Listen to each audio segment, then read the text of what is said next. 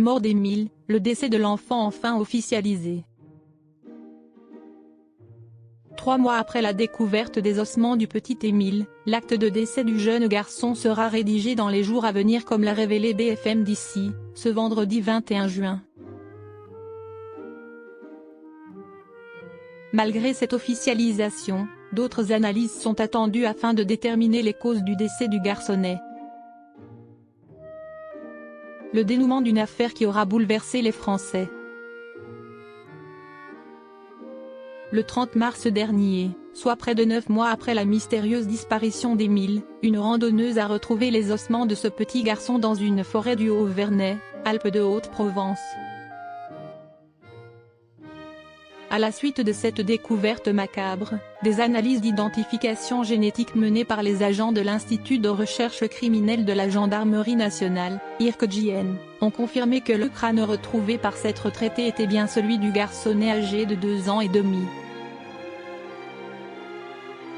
Si l'acte de décès d'Émile n'a toujours pas été rédigé, malgré ces confirmations, celui-ci devrait être signé dans les prochains jours comme l'a révélé BFM d'ici ce vendredi 21 juin. Bien que ce document ne représente rien de spécifique dans l'enquête, ce dernier officialise le décès de l'enfant. Grâce à ce certificat, les parents d'Émile pourront ainsi entreprendre les différentes démarches civiles et administratives.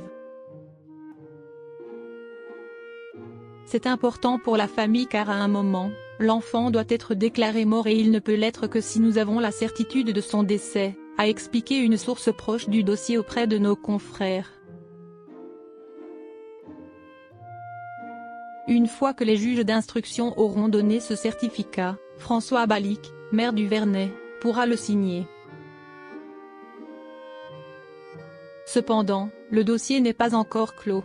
Comme l'a indiqué Jean-Luc Blachon, le procureur de la République d'Aix-en-Provence, lors d'un point presse organisé dans la matinée, de nombreuses analyses ne sont pas encore achevées. Une fois les dernières expertises terminées, les ossements ainsi que les vêtements du petit garçon seront restitués à sa famille. Mort d'Émile, les enquêteurs n'écartent aucune piste. Afin de lever le voile sur le décès d'Émile, les juges ont demandé des analyses plus poussées. D'après les informations recueillies par BFM TV, la piste qui supposait que l'enfant se serait perdu seul n'est pas uniquement envisagée.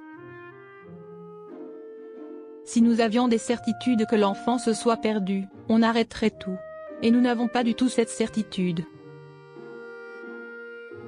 On en est loin et nous travaillons encore pour ne rien laisser passer, a déclaré une source investie dans l'affaire.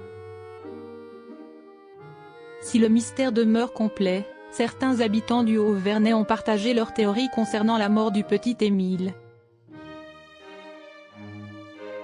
Pour beaucoup d'entre eux, les ossements du jeune garçon ont été placés sur ce lieu, difficile d'accès. Ils vont conclure à un accident même si au fond de moi, je n'y crois pas, avait confié un agriculteur, assurant que les ossements avaient été placés. Là-bas, il y a eu une coupe de bois, un bûcheron, ceux qui vont aux champignons, les chasseurs, leurs chiens. On peut passer à côté mais franchement, ça paraît gros, avait-il poursuivi, catégorique. Une théorie encore crédible aux yeux de certains Vernetois, mais qui doit être vérifiée par les